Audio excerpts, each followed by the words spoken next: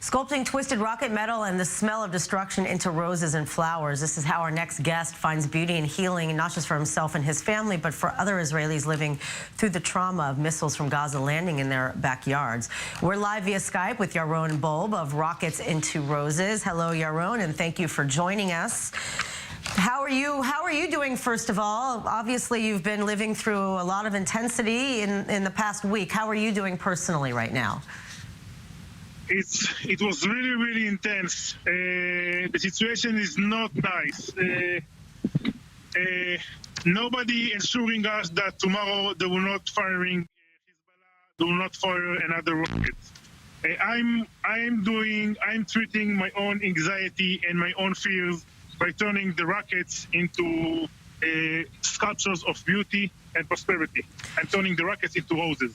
Well, it really is quite beautiful. And, when did this whole, idea and outlet for processing this pain, come about? When did you start doing this? It started almost 12 years ago when a rocket landed actually very close to me, very close to me. And when I went home, I couldn't sleep, I couldn't eat, I was traumatized. So I went to my workshop and decided to turn the rocket into roses. And from that point, I changed my whole life. And I quit my daily job as a computer IT guy. And for the past 12 years, I'm turning almost all the scrap. I turn all the scrap rockets into flowers. So where do you find, the rockets besides, obviously ones that are landing near your home? How are you, getting these rockets into your backyard and your workshop? The army and the police bomb squad find them and take them into their hands, and they make sure that it's without any explosives and anything else. Then they bring this to me. So tell us what you have in your hand right now. This is a piece of a Grad. This is a small piece of a Grad rocket that was fired by Hamas.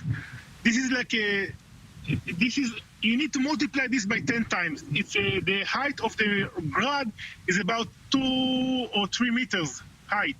It's a very long rocket. I have them here in my backyard.